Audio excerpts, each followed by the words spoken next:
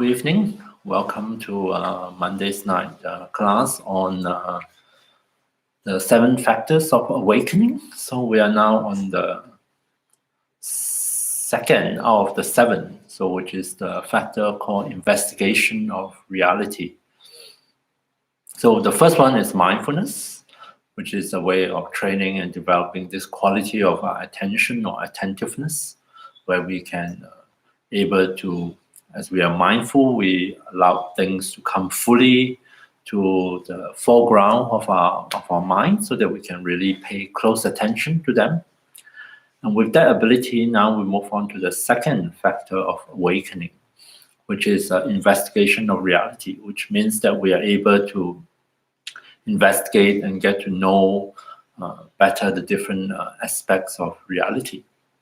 So we have covered this in different ways, like how we can apply mindfulness to investigate reality. And last 2 weeks, I started to look at specific qualities that we can look into, become more closely acquainted with. And these are some of the general characteristics of our experiences. So one of the main characteristics we're always asked to investigate is the quality of impermanence, how our experiences change. Of course, it sounds pretty obvious. Almost everybody knows.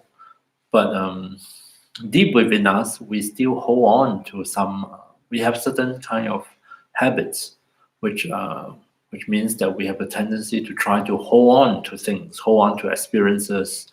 We try to fix things. We try to prevent them from changing, to keep things constant. So that's just a natural tendency we have. And in the Buddhist teaching, this tendency to try to hold on to things, to make them permanent, to prevent them from changing, become a source of frustration and suffering for us. So in order for us to slowly learn to undo this tendency, help us to become more comfortable with change, and to be able to face up to all the different changes in our life, but without reacting negatively to it, then we need to investigate. We need to do so again and again, almost as if we need to convince ourselves. We need to reprogram our mind, our brain, to get used to the fact of change, of impermanence, and to undo this tendency of holding on to or grasping onto permanence, because simply because things are not permanent and our experiences are subjected to change. And if we hold on to this idea of permanence or constancy, and we feel that we need things to stay unchanged in order for us to be happy or comfortable, then we are going to be disappointed. We're going to be frustrated, disappointed. We'll be upset when we encounter change. We're simply almost as if we are setting ourselves up to suffer, to have problems. So we look at on investigating impermanence. It's almost like we are re-educating ourselves by investigating and allowing ourselves to see changes when it happens. Again and again, we are trying to convince ourselves, and to build up a different kind of view, a different kind of belief within ourselves, one that is comfortable with change, one that is able to face up to this fact of change and to be able to respond to it, without getting upset, without getting shocked or experiencing aversion towards change. Yeah. So that's the first general characteristic we look at.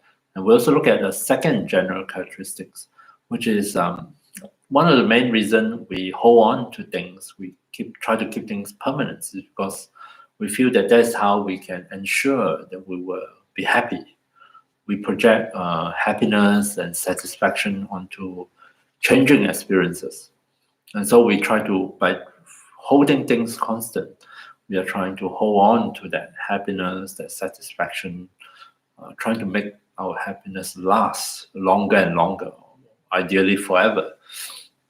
And so the second characteristic is to recognize that changing experiences, such as my tea that's running cold, is not capable of giving us, is capable of giving us satisfaction, short-term satisfaction, pleasure, and that is perfectly true, which is why we get to enjoy all these different things in our life. But those experiences by nature are short-lived, impermanent, changeable, and likewise the satisfaction, the pleasure we gain from them are also short-lived, impermanent, and changeable. And that's the fact of life. That's the reality of life. If we recognize it, then there's no problem. Then we can enjoy them things while they're here, and we can let them go when times for them to change or fade away or disappear. But if we project onto changing experiences, changing objects, impermanent objects, this longing for lasting satisfaction, lasting happiness, then we are again setting ourselves up to be disappointed. Because so this is the second characteristic in relation to impermanent object, impermanent experiences. There is no lasting satisfaction because they change. They appear, they arise, they hang around for a while, changing as they hang around, and eventually they disappear. So same for, such as in meditation. Maybe we're having a particularly good meditation, we feel very peaceful, we feel very calm, almost even blissful, wonderful. It's good to allow ourselves to enjoy that peace, that calmness, those pleasure that's coming out of our meditation. In itself, there's no problem. So, but if in the midst of that or subsequently we develop this natural kind of tendency, which is very common, we want to somehow hold on to that pleasure, hold on to that calmness or stillness or peace. We somehow want to make it last longer and longer. Best is to hold on to it forever. Then we will be disappointed because nobody can meditate forever, and sooner or later the alarm will go off, and before we know it, all the peacefulness will start to dissipate, the calmness will start to fade away, likewise the pleasure, and our meditation is over. We have to come out of it. And so it is precisely the fact that we hold unrealistic expectation towards changing experiences, impermanent object, that is the source of our own problem or disappointment. Yeah. And in fact, the stronger the tendency we have to grasp and to hold on to things, the stronger will be our disappointment. Yeah. So this is what we have been investigating previously. And so I thought maybe we can start off with a meditation that we can revisit these two qualities, highlighting impermanence, highlighting the lack of lasting satisfaction. The fact that there is no lasting or long-lasting satisfaction doesn't mean there is nothing pleasant or happy or joyous or wonderful. Yeah, it's just that they are all also subject to change, also impermanent. So one moment maybe because I remember something wonderful, I feel happy about it, I'm appreciative of it. So those are wonderful feelings to have. And we can appreciate that, we can enjoy those feelings. But of course, we also need to adjust our expectation. This kind of feelings, this kind of will eventually fade away because that's their very nature. Their nature is they change. And so there is no everlasting happiness to be found in relation to objects, people, situation, things that are subject to change. Likewise with people, we can enjoy one another's company, and we could have a very close, intimate, wonderful relationship. And there's nothing wrong in that. Yeah. So long as we do not build up then the mistaken expectation that somehow this person mustn't change, that this relationship must somehow stay always in this form, some kind of constant idealized form. And therefore also because we want to hold on to the pleasure or whatever it is we perceive as good from this relationship. But the reality is we are changing. I'm changing, the other person is changing, and therefore the interaction and that relationship will be changing, and also the situation we find ourselves in are changing. And in the face of all these changes, it's not possible for us to remain unchanged, not possible for the relationship to stay unchanged, and not possible for the feelings involved to stay unchanged. Yeah. So a much better strategy is actually to face up to the change, to acknowledge the change, and to enjoy those transient pleasures as they arise, to appreciate them while they're here, to appreciate the transient interactions and relationship, and to cherish the people, cherish the relationship while they are here before things change. And then when things do change, sometimes drastically in the form of relationship, when someone we care or we love move away or pass on, we can look back and we can really appreciate what we have shared together. And that can be something very powerful, very nurturing for us. And yet at the same time, we will be equipped to face up to the changes in our life. So that is the rationale behind this investigation of into impermanence, into no lasting satisfaction. And the way to do that today is to invite this practice which we have done, called appreciating our precious human life, where I will invite you to, in the meditative state, to allow past memories to come to mind, pleasant memories, wholesome memories, happy memories, joyful memory. And usually I do it in some random way. I just allow the mind, I invite the mind to allow these episodes to just come to mind. And each one, when they resurface into our awareness, maybe start off with just an image. We can dwell on it. We can try to recollect the circumstances, recollect what actually happened, and maybe even reawaken some of those feelings, feelings of relaxation. Maybe you remember a wonderful holiday, the feeling of love, if you remember loved ones, a particular occasion. Any of those happy, wonderful feelings, you can allow them to come back into the meditation. And the most important thing is having recollect this particular episode, this particular experience, or this particular aspect of our life. See whether we can express a sense of appreciation, a sense of joy of having had such an experience, having had such a relationship, having had such an encounter in our life. And usually I do it with phrases. Like I would say, may my happiness continue, may my good fortune not diminish. It's my way of saying, oh, how wonderful this is. I hope I would be able to continue to have similar experience, not this particular one, but something similar, and that whatever good fortune I have enjoyed or may still be enjoying might, although changing, would be able to continue in the future. Yeah. So that is my way of expressing appreciation. You're most welcome to say it differently, but the most important thing is to appreciate what we have. And for this particular investigation, to also appreciate the fact that a lot of those experiences are now memories. They have passed on. They're no longer here. But that's not a problem. That's just their nature. Their nature is to change. They're impermanent. They don't last forever. But nonetheless, having had them, they would have benefited us in one way or another. And now that we recollect it, we can have appreciation for having had those good fortune, those happy moments, and still be of benefit to us in this way. So there's the appreciative joy.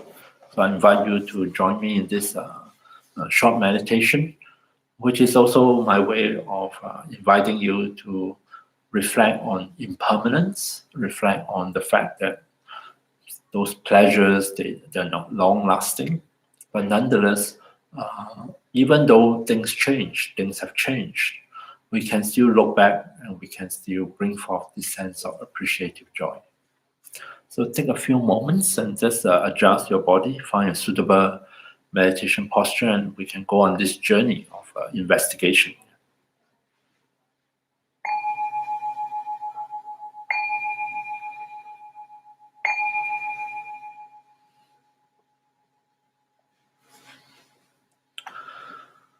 So first of all, check in on the body, on the posture. Make sure that the posture is something suitable and that the posture does not introduce unnecessary pain or discomfort into any part of the body.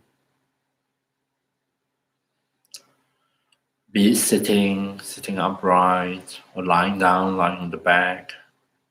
See if you can allow your body to feel that in the posture, the body itself is well supported, well balanced, and safe.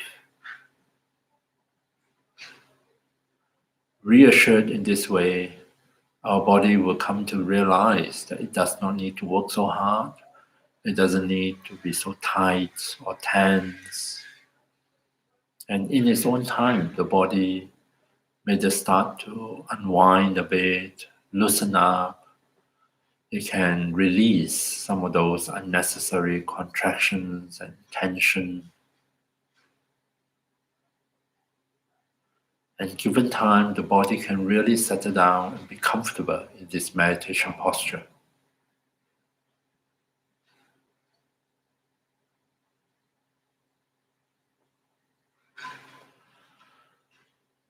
At the beginning of the meditation, it might be good to take a few minutes just to help body and mind to adjust, to shift gears, and to settle into the meditation proper.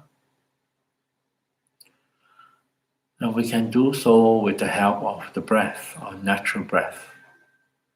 So see if we can tune into the sensations of the breath throughout our body. Allow ourselves to become aware of those changing sensations of the breath at the different parts of the body.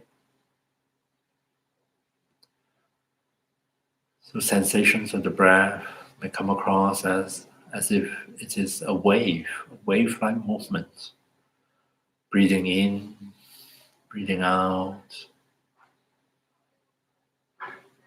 We may notice around the nostrils the flow of the air in and out of the body. We may sense the expansion and contraction of the chest. And some of us may notice the rising and falling movements of the abdomen. See if we can just invite our attention to come back, reconnect with the breath sensations, and especially when we are breathing out, see if we can make use of this opportunity to release. Simply in our own mind, we can say the word release as we breathe out, reminding our body that it can release and unwind, let go of unnecessary tensions.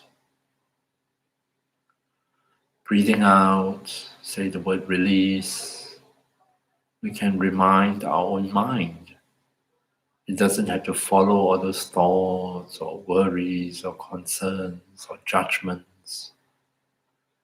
Maybe those words and images, memories, fantasies, they're not related to the meditation. We can allow them to flow away with the breath.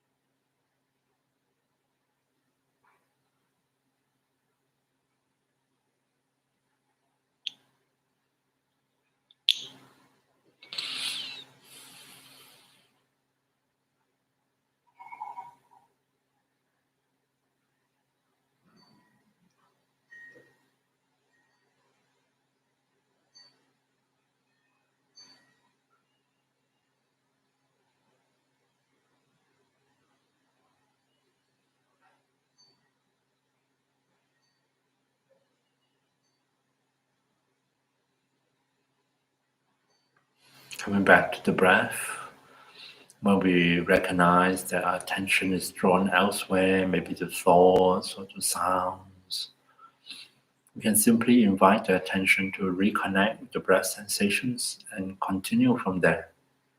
Breathing out, see if you can just deepen the sense of release. releasing body and mind from disturbances, distraction, agitation, so that they can really settle back and settle down into the meditation.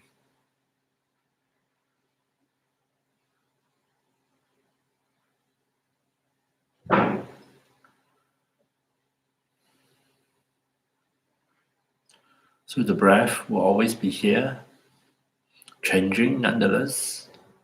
At any point during the rest of the meditation, if you get very distracted or confused, things are not going as planned, then just invite your attention to come back to the breath, just to help ourselves to settle down. And on the out breath, don't forget to say the word release.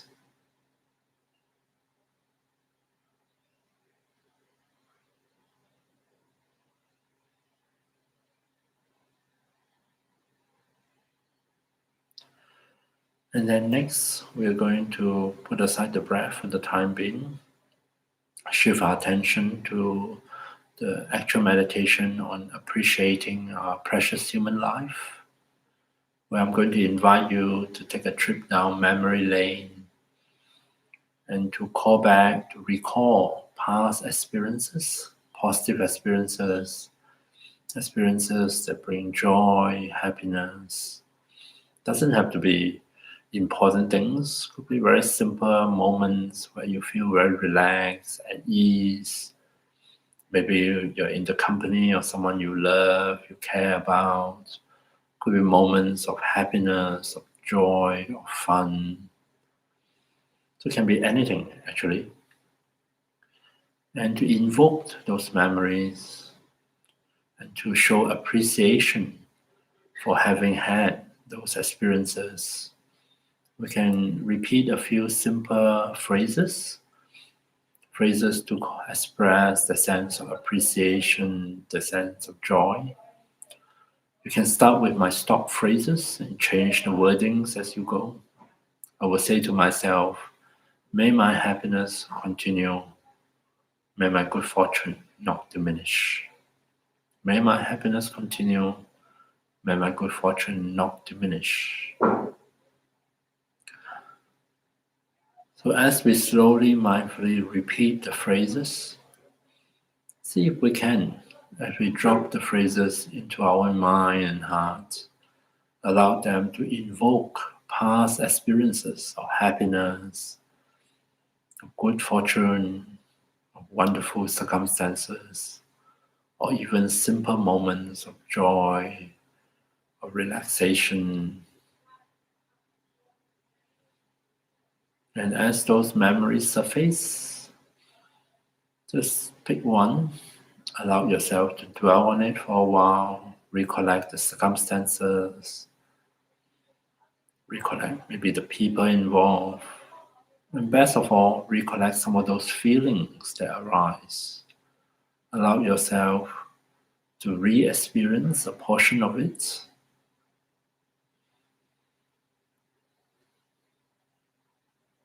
And see if you can show that sense of appreciation for having had such an experience by repeating your phrases of appreciation. May my happiness continue. May my good fortune not diminish.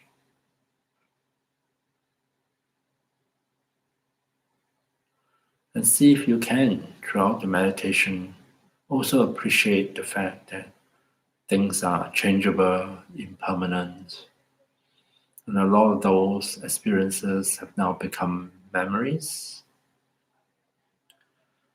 And in spite of that, we can still be appreciative of them. In spite of the fact that we cannot hold on to them, we can nonetheless appreciate having had them. And we can look forward to other new experiences. May my happiness continue. May my good fortune not diminish.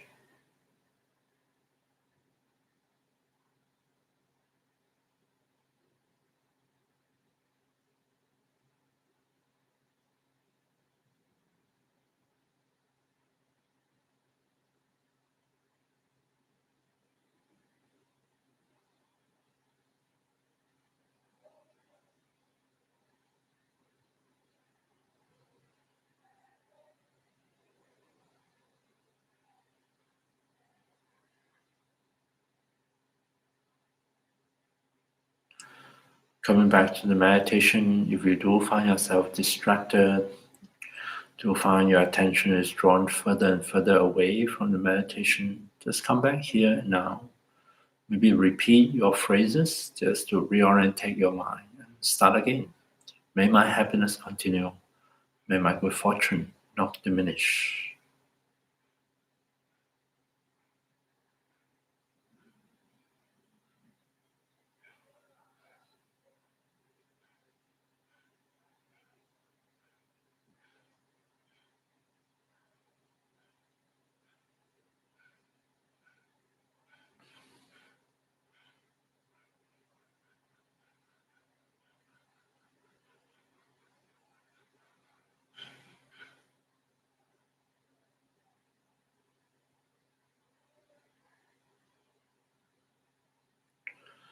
Coming back to the phrases, simply allow yourself to repeat them.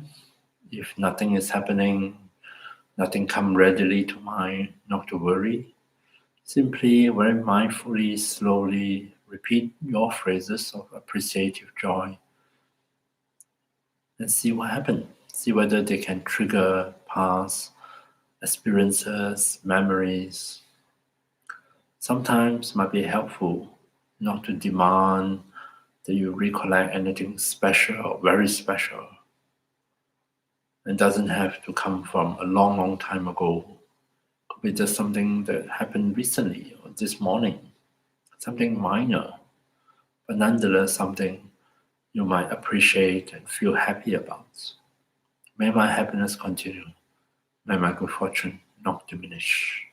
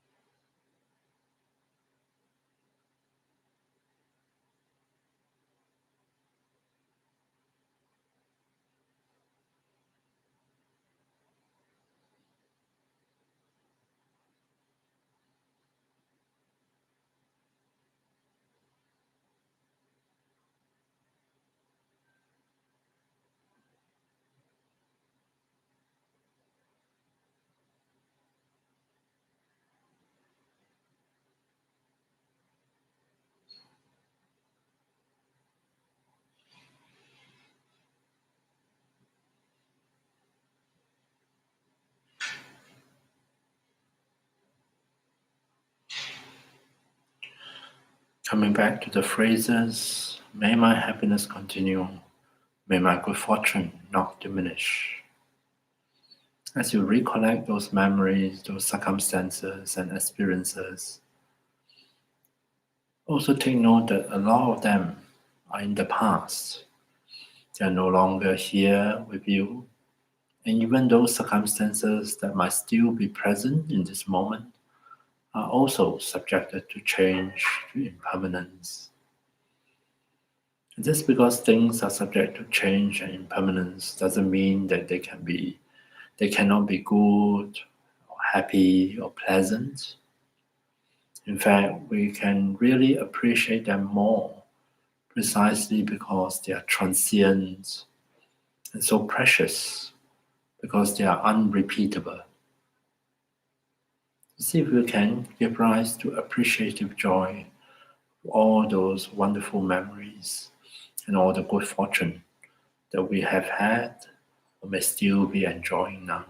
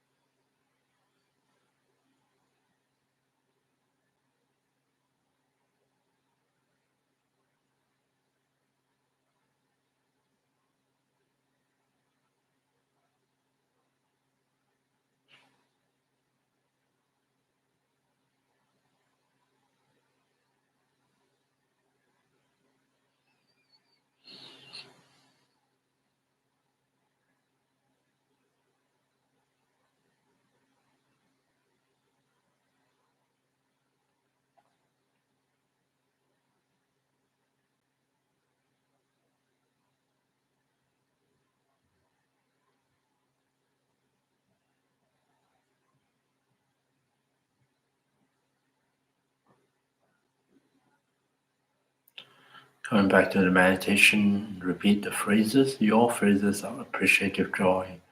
May my happiness continue. May my good fortune not diminish.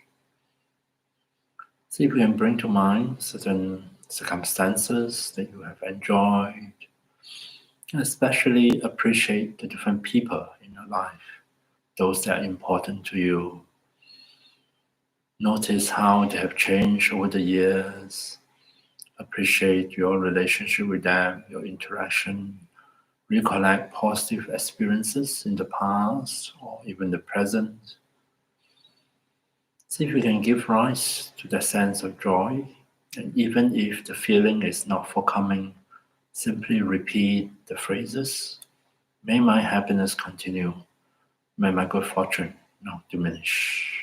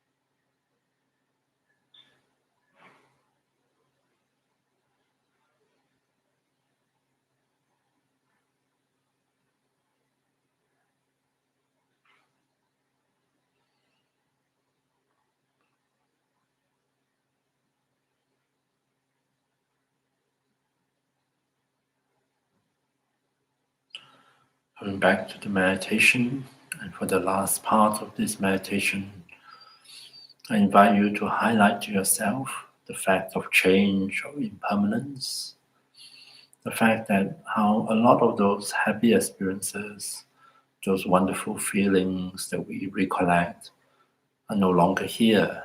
They have changed, they fade away. And this is a fact of life, a fact of reality. The impermanent experiences, objects, situations are not the basis of long-lasting satisfaction, unchanging happiness. But nonetheless, the fact that we have had those experiences, those circumstances, those relationships, that we have had those pleasures and joy and wonderful feelings, we can now recollect and appreciate them. And we can turn our mind to the future and look forward to new experiences, new changes, and along with that, maybe other experiences of pleasure, of happiness, of joy as well. May my happiness continue. May my good fortune not diminish.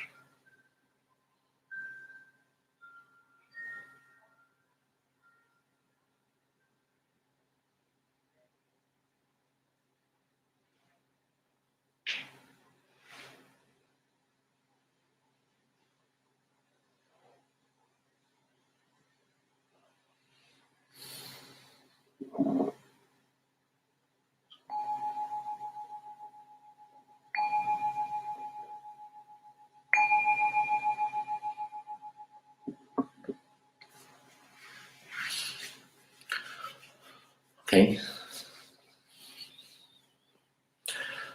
So we are talking about investigation of reality, and in this few weeks, so what we are highlighting is investigate specific characteristics of our experiences.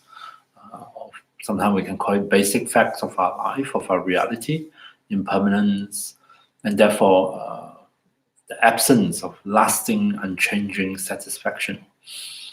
And today we're going to touch on the third general characteristics, probably a very not so easy to explain characteristics of our experiences. One that I might tend to put off explaining, but it's a very famous one in the Buddhist context. There's this quality or characteristics of no self or not self. That there is no such thing as a self.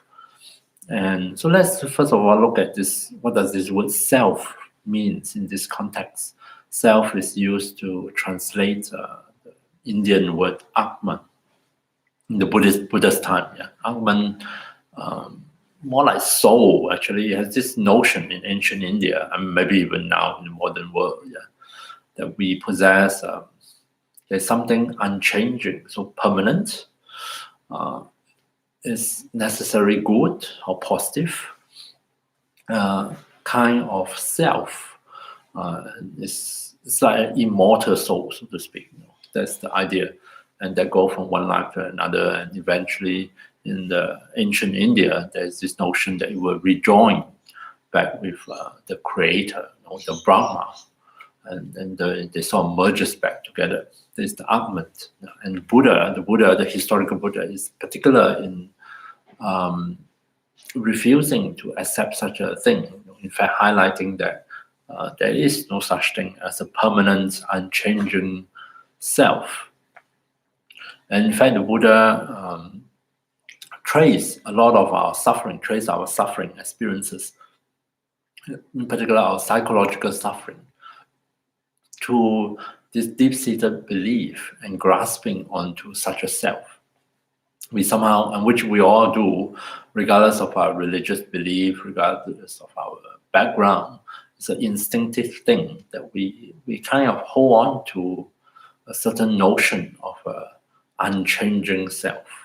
Unchanging self is also an independent self, because not changing, it doesn't depend on anything. It's also a solitary self. It's sort of a singular thing, because it sort of stand on its own, stand alone. Yeah. So these are all different qualities of such a self, and we do instinctively hold on to such a self or such an entity within us. And the Buddha traced our problem to this instinctive grasping at such a self. I think it has a lot to do with our instinctive self-preservation. We develop this ability to be self-aware, self-conscious. So we have this notion of self. And we also, of course, instinctively hold on to it. We try to protect it. We try to ensure that only pleasant things come to it. And we try to avoid or get rid of anything unpleasant or any harm to this sense of self. So it's a very instinctive notion that we hold on to very strongly. Probably related to our survival, the fact that we have this self-consciousness, self-awareness. We start to think relative to this self, what is beneficial and helpful to this self, what is harmful to it. So those that are beneficial, we try to secure it, hold on to it. Those that are harmful, we try to be rid of it, or reject those things. Might contribute greatly to our survival.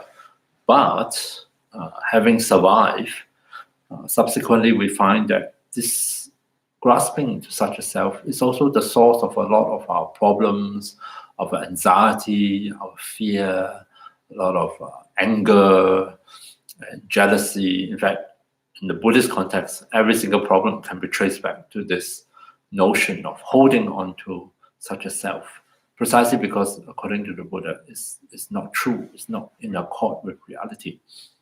What is the Buddhist presentation? It's good to investigate before we decide to believe or not believe. Maybe good to investigate a little bit.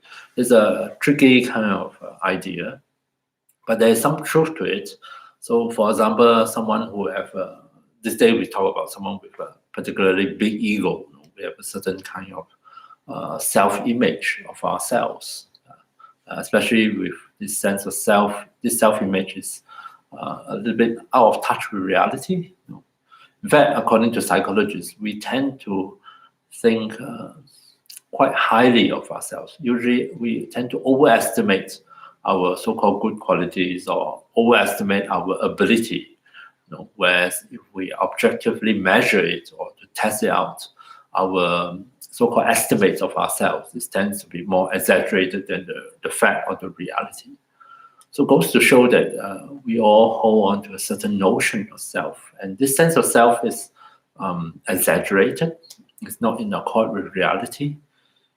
And normally there's nothing wrong. We just carry on with our life. But occasionally, unfortunately, in life, circumstances change. And the discrepancy between our idea of self, our notion of self, and the reality that is confronting us, when there's a huge discrepancy, or the other way around, that discrepancy, we can no longer ignore it. And because of that discrepancy, there is a lot of anguish, a lot of mental suffering, or disappointment, or fear, and so on. So, for example, in these COVID days, quite often in our modern world, a lot of our sense of identity derives from our job, our career. We unconsciously or subconsciously identify ourselves in relation to our job, in relation to our ability to make a living, earn an income, to support ourselves, to be financially independent as much as possible. And for example, circumstances like COVID, can literally take away our job, take away a source of income, a source of source of finances. And we find ourselves in a situation where there's not only a loss of the material support and the loss of the money, but there's also sometimes the loss of identity. Who am I without my job? Who am I? Whereas previously I identified so much with the fact that I have a job, and also with our ability to upkeep ourselves, our ability to support ourselves, to not depend on others for handouts or for help.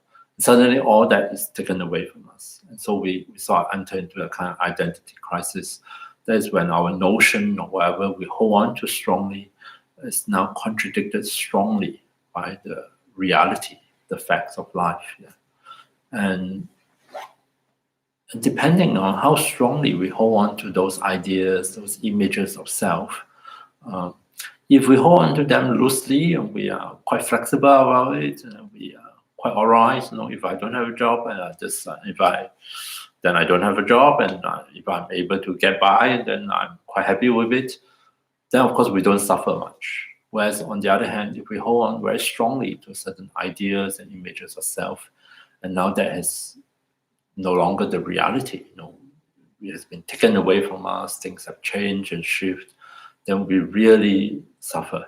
We get depressed, we get anxious, we feel that very confused or at a loss. And so, so thinking in this way, we might come to appreciate why the Buddha highlights the fact that grasping onto this sense of self could very well be the source of our problem, suffering. Of course, this self that the Buddha is talking about, and a lot of these so-called self-images we hold on to, these are unrealistic ideas that contradict reality. It doesn't mean that when the Buddha say no self, it doesn't mean that I don't exist at all, which is not true. But I definitely do not exist in the way that I think I do, in the way or in accord with those ideas that I cherish or I hold on to. Those ideas inevitably involve an idea of a permanent self, a self that doesn't change, which is not true at all, because I'm constantly changing. Every day I'm changing, I'm aging every day. Things either get better or get worse, but they change. They're unable to stay constant. So this is the characteristic to investigate, one of no self. You may wonder why bother, because actually there are occasions where the sense of self drop away. And we suddenly find that there is a different kind of happiness, a different kind of peace, a peace that we didn't realize that we long for, because we are so used to operating from the other mode. And people who, in the modern world, there's this notion called flow in some psychology writings. Flow is the state in which the mind enter into the state in which it let go of the notion of self. We are no longer self-conscious. We just sort of find ourselves performing in a very optimal way, very efficient, very effective, and there is no self-doubt. In fact, there is no self-consciousness. We are not self-conscious. We are actually able to fully express our abilities, our capacity in those occasions. This often happens in some kind of performance, let's say for sports or for some artistic performance, where after training for so long, we are so developed the abilities to such an extent that at the moment of competition or performance, we are actually able to fully absorb our attention into it, fully engage in it, to the extent that we even let go of this notion of self. We are no longer self-conscious. We no longer doubt ourselves. We are very much in the moment. We are very much simply fully participating and engaging with what is happening without any notion of self. Yeah. And in those moments, quite often, not during the moment, but subsequently when I look back, people would describe it as moments of great peace, great happiness, moment of timelessness, because you are no longer aware of the passing of time. Also moments where things that seem to happen by themselves, as if the body knows how to move itself, the mind knows how to respond. There's no supervision needed. There's no need this extra kind of self as a manager or controller to control things. Not necessary. Things just happen all by itself. And people who experience such flow-like experiences tends to describe it as something pretty wonderful, something positive. Yeah. And so I thought that experiences are a good selling point for this characteristics of no self. That by experiencing it, we suddenly kind of have a contrast, and we know that actually carrying around a notion of self, being so self-conscious and self-aware, in which the sense of self is sort of mistaken, is a great burden. And the moment we are able to even temporarily put aside that burden, we really appreciate the sense of relief that come out of it. That is actually a recipe for happiness, for peace, for satisfaction. And we can actually, I can't make that happen because just like that, because quite often flow requires long training and familiarization with whatever, all the skills that is involved. And also it comes together under very specific situation. It's not something that we sort of slide into easily in day-to-day life, although it's possible. But we have an alternative. In meditation, especially when we are able to enter deep meditative absorption, is even better than flow, actually. It's an experience where we do also temporarily put aside our preoccupation with such notion of self. And that's when we feel that in the meditation itself, we have similar experience. Timelessness, we are not aware of time, like maybe just now, 25 minutes seems to pass quite quickly. In fact, sometimes people think that it's, in other time of meditation, people feel that it's just a blink of an eye and then the meditation is over. Timelessness, we don't have all these self-doubts and self-commentary and judgments. In fact, the mind is actually quite quiet relatively. A lot of these kind of self-centered activities have subsided. Yeah. And our attention is not distracted. Our attention is able to fully absorb and engage in whatever it is we are meditating on without any effort, or effortlessly engaging with whatever it is we are meditating. Because again, without all these self-centered mental activities, or this judgment, or this doubting, and blah, blah, blah, concentration comes easy and almost to be expected. And we also find this experience very pleasant. They are sometimes very intense pleasant sensations that accompany such states of absorption. Absorption where there is a diminished sense of self, or sometimes people will report a complete absence of such self-consciousness. Yeah, and I thought that is a good way to initiate this exploration, this investigation into the teaching of no self, is for us to just give it a try and see whether we can create the conditions, settle deeper into our meditation, and to see whether, don't go looking for it and don't go keep checking into it, but see whether we can, in our own experience, appreciate a little bit of the benefits that comes from letting go of the notion of self and see what happens. So I'm going to invite you to do a second meditation, and this one I will guide you. And what we want to do is we want to set up the conditions that really allow the body to settle deeply and comfortably into the posture, so the body can just fully relax and settle into it, and not to be bothered by all the unnecessary tension and contraction. And more importantly, for the mind to really settle deeply onto wherever it is we are meditating, and not have to worry so much and not have all this distraction and so forth. And for that, we are going to make use of a simple object, the breath. And so the breath is just a support. Right? The breath is not the most important thing. The most important thing is actually the body and the mind. And the breath is just here to help us, right? So to help us, to help the body to settle down, to help the mind to settle down. And in particular, we are just going to invite our attention to come back to the breath, right? Don't feel that you have to stay with the breath. It's not important to stay with the breath. It's more important to, when we recognize that we are distracted, to just come back to the breath. The coming back is more important. The staying is not important, because actually we can't control what our mind will do, right? But we can, when we realize that our mind is distracted, we nonetheless can rechannel our attention. We can invite our attention, hey, come back here, come back and rest your attention on the breath. Right, so that's the simplest thing we can do. And you will find that if we create the right conditions, our mind might actually settle down in this meditation. Then we can see what happens. Right, so I'm going to invite you to join me with one meditation.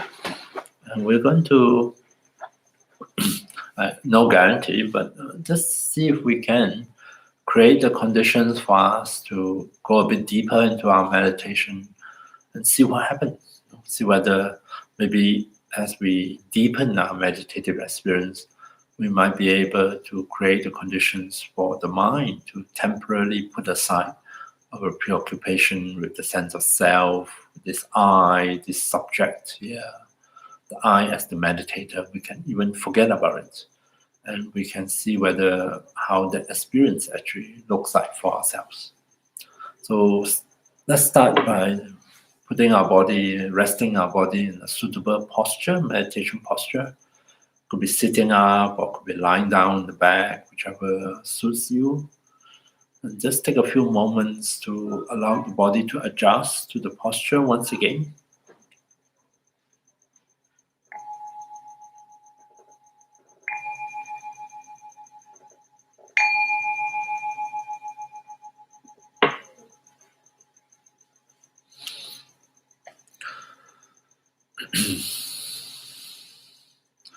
So following my usual few steps to enter into meditation, we start with the posture.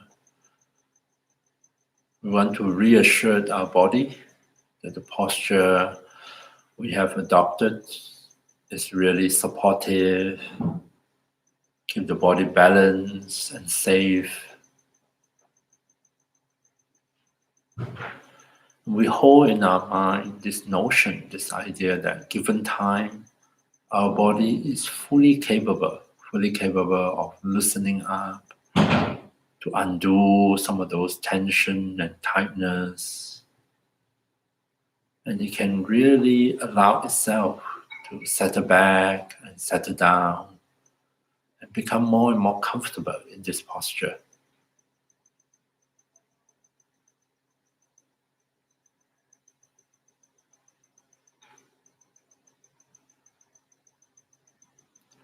So there's the first step of acquiring a suitable seat for our body in meditation. And the second step, we're going to take some time with the help of the breath, just to allow body and mind a chance to shift gears, to put aside whatever might be bothering them earlier on, and just to shift into a more meditative state. So I invite you to see if you can become aware of the sensations of breath throughout the body. It might be helpful to start with a few deep breaths. Just allow yourself to breathe in and out deeply for a few times.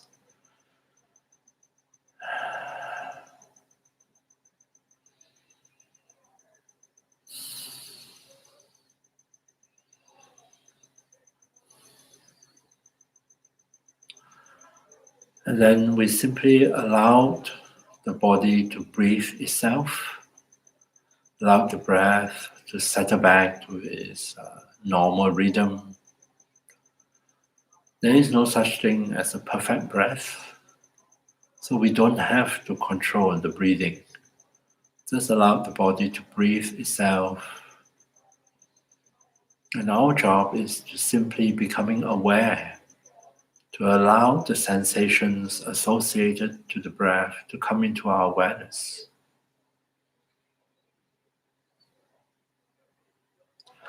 Don't feel that you need to focus on a particular spot in your body in order to watch the breath.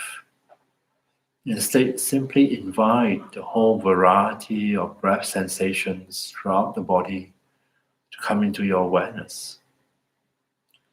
Starting at the nostrils, maybe we can sense the flow of air in and out of the body.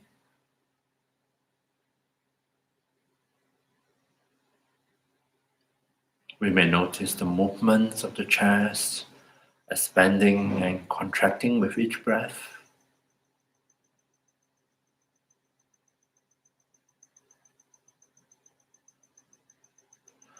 Some of us may notice the movements of the abdomen rising and falling as we breathe in and out.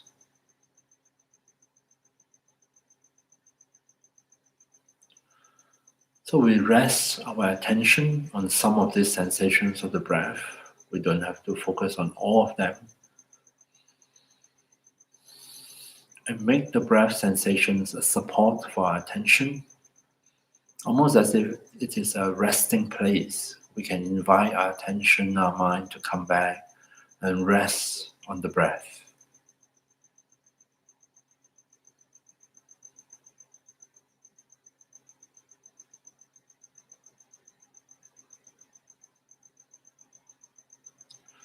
So noticing the breath, being aware of the breath sensations, give special attention to the natural out breath.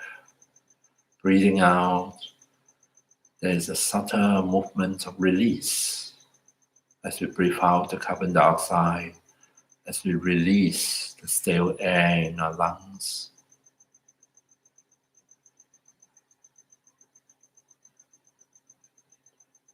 So the out breath is the perfect opportunity to release not only just the carbon dioxide, but maybe some of the discomfort and tension in the body. Some of it might just flow away with the out breath.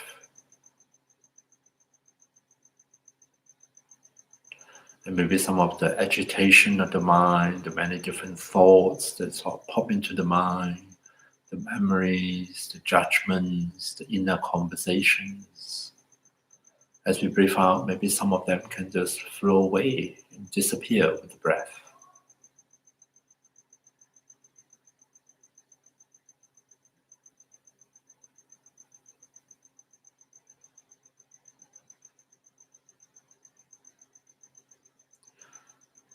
So again and again, Gently invite your attention to come back here and now to reconnect with the breath sensations.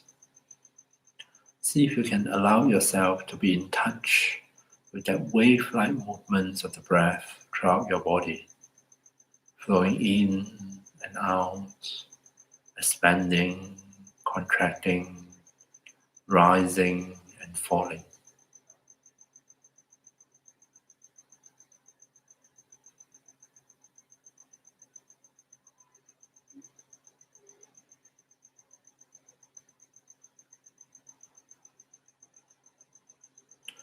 And now and then, as you experience the out breath, if you like, in your mind you can say the word release, just as a reminder, reminding your body that it can release unnecessary tension and tightness.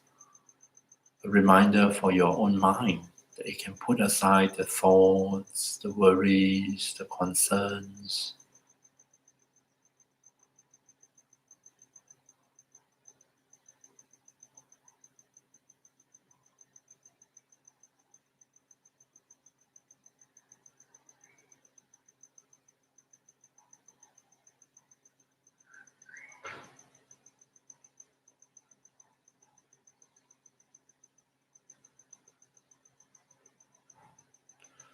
So coming back to the breath, breathing out, a good place to start to help the body to release unnecessary tension, to settle back and settle down, is actually with our face. Attending to the breath, alongside the breath, notice the sensations at your own face. Are you tightening some of the muscles of your face? Are you tensing the muscles of your forehead?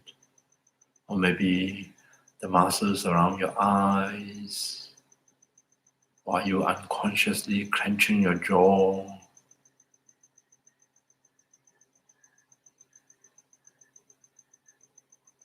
Breathing out as you say the word release. See if you can invite a different feeling into your own face. Invite a sense of relaxation into your own face as you release those tensions from the face. Maybe you may appreciate a feeling of softness, ease, and comfort in your own face.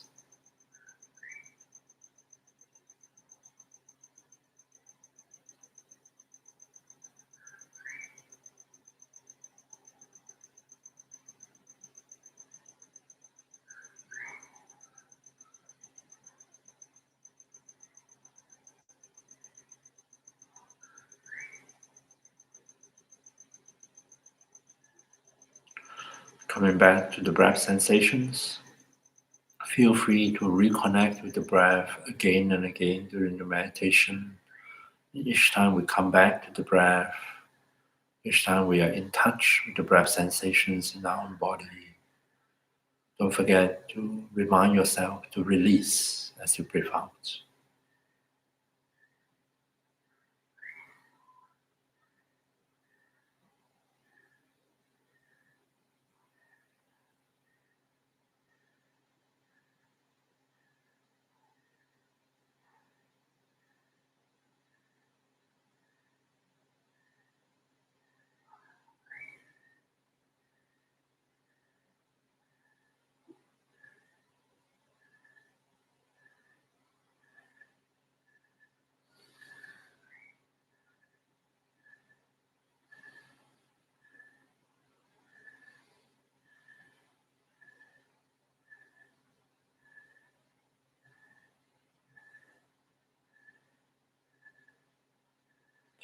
Coming back to the breath, not to be upset if we notice that the body might be tight or uncomfortable, or the mind might be agitated and easily distracted elsewhere. Simply acknowledge what you find here and invite your attention to come back to the breath. And on the out breath, just tell yourself, each time you breathe out, each time you say the word release, you're deepening that sense of release for your body, for your mind.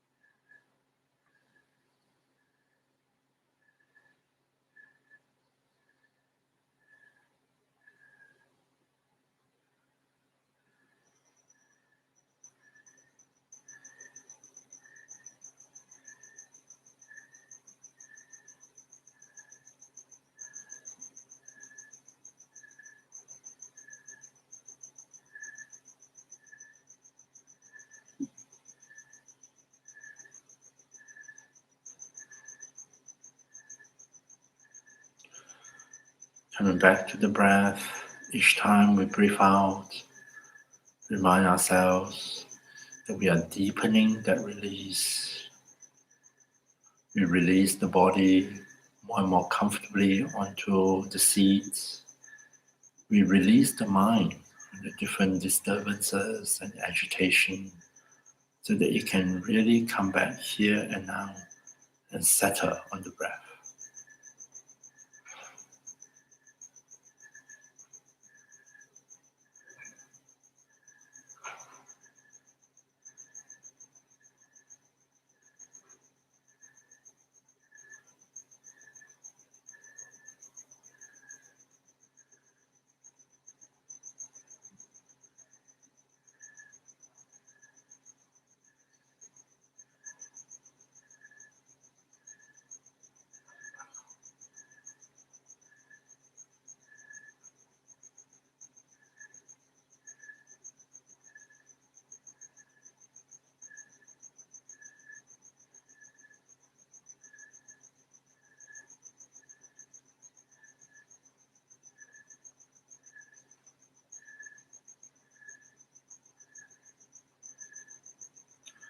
Coming back to the breath sensations, allowing yourself to settle deeper into your meditation.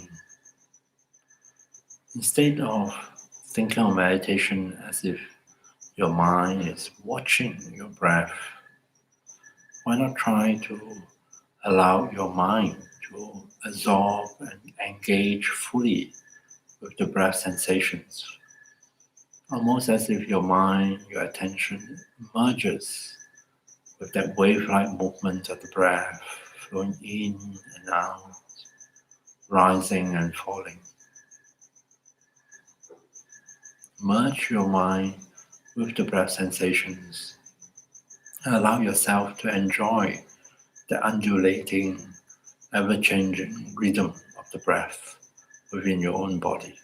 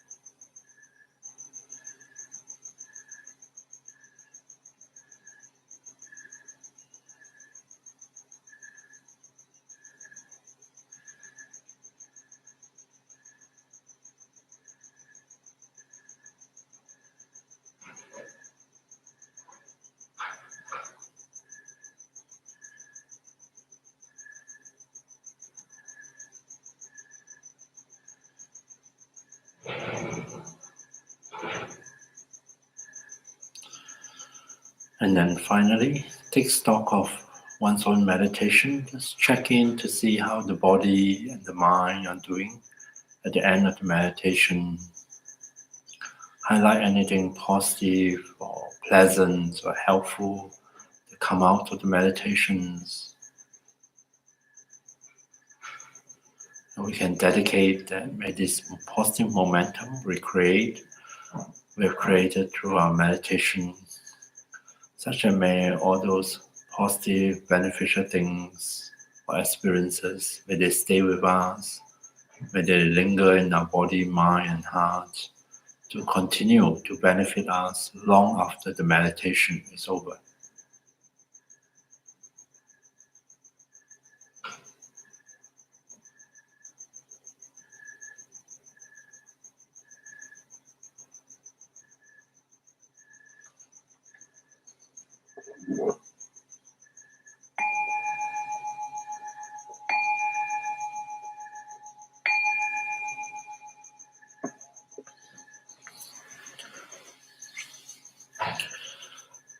Okay, so what I'm saying just now is that in meditation, especially meditation of the type of what we call concentration meditation, or absorption meditation, offer us an opportunity to have experiences which is not dominated by the sense of self. In fact, sometimes as we go deeper, we put aside the notion of self. We are no longer self-conscious. We don't think and function with reference to this I or self. And those experiences can be very pleasant, can be very peaceful, and can be very positive. So all I'm trying to do is to introduce this idea that we may not need that notion of self, and definitely we don't need it all the time.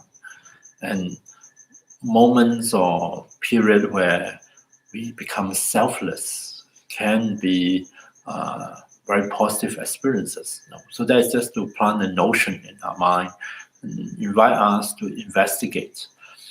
And of course, the other way is to look at moments where the sense of self is very prominent, very dominant. And this is very true. Like when I'm upset, when I'm angry, I would say, "How dare they do this to me?" The I is very strong. And in those occasions, then we can also investigate. Maybe the stronger the sense of I, the harder I hold on to it. And this sense of I that I'm talking about will have those characteristics of it being permanent, unchanging, very independent, very isolated, singular. And we can find that maybe, as the Buddha said, those moments where I'm holding tightly to this notion of self is also moments of great disturbances to my own body and mind, moments where there's a lot of emotional upheaval, and also moments where I'm reacting to situation. Quite often, maybe not so skillfully, maybe my reactions actually compound my problems and make things more difficult, increase my suffering. So these are things to investigate for ourselves and not to take on belief, because well, I don't think you believe it just because I say it, but maybe you heard someone say it, some holy people or the Buddha say it, and we might just swallow it and take it on board. But I think it's much better to investigate it for ourselves, to see for ourselves, is there any truth in it, that when we are very self-centered, when the notion of self is very strong, this actually actively contribute to our unhappiness and suffering. And of course, this is not to put blame on ourselves, because a lot of this happen unconsciously or subconsciously.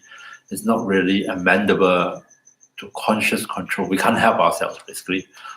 We just find that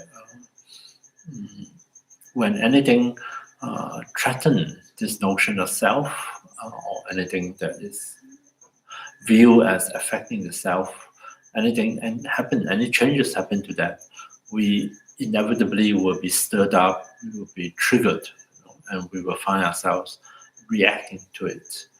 And this is precisely why the Buddha points out that we really need to investigate this notion of self, and maybe pointing out the possibility that we don't really need this notion of self. There is no such self, and maybe life might happen and we might be able to respond to changes much better, minus this notion of self. Yeah. So very simple example is to consider public speaking. What I'm doing could be considered public speaking, although I'm sort of quite used to talking to the camera. But for a lot of people, public speaking is said to be worse than death, because the fear, the anxiety that is triggered. And in the midst of those anxiety, of course, we become very self-conscious. We don't do it deliberately, of course, but it's triggered. And we become very self-conscious. There's this self, the self-image. These are a state in public speaking.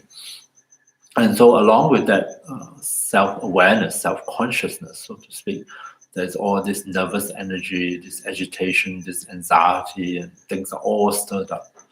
After you've been talking, let's say, to the public for a long time, you got over your nervousness, although it may never go away, especially in the new circumstances. You get used to it. You become comfortable with the setting. You have greater confidence in your own ability to just blah, blah, blah, blah, blah, blah. Almost become like a routine sometimes, can almost become a routine. And some people actually actively relishes this opportunity to speak to a lot of people. In those occasions, then the experiences shift, especially when you, not so much when you relish it, because there's a different context, but when you no longer see it as such a sort of life and death situation, even if you do end up embarrassing yourself, you are quite all right. You've grown, your skin has become thicker, then you find that the experience has shifted. The notion of self is no longer under threat by this activity of speaking in public. And we can sort of separate that away and just focus on the actual need of the situation, of naturally delivering that speech, the best ability to create the intended effect. And when you sort of enter into it, it becomes, again, another situation of flow where you are simply fully participating in the performance, and you become very skillful at it, you're skilled in it, and it becomes very enjoyable. It becomes an experience of putting aside the self, forgetting about the self, and fully be present and be effective in that moment. It can also become a moment of happiness and enjoyment. So that is what I have in mind for this class of inviting you to investigate the notion of self or no self or selflessness. And next week we'll continue with this. So thank you very much for your attention. I hope you have a good week ahead and I hope to see you next week. Good night.